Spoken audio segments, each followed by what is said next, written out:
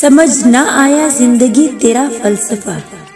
एक तरफ कहती है सब्र का फल मीठा होता है और दूसरी तरफ कहती है वक्त किसी का इंतजार नहीं करता। दुनिया का सबसे खूबसूरत पौधा मोहब्बत का होता है, जो जमीन में नहीं बल्कि दिलों में उगता है।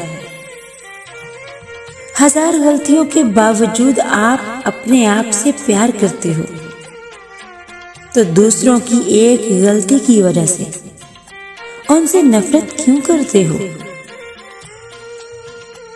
लोगों ने कुछ दिया तो सुनाया भी बहुत कुछ, लोगों ने कुछ दिया तो सुनाया भी बहुत कुछ। ऐ अल्लाह, एक तेरा ही दर है जहां कभी ताना नहीं मिलता। सफर करें और किसी को ना बताएं, सच्ची मोहब्बत की कहानी बसर करें और किसी को ना बताएं।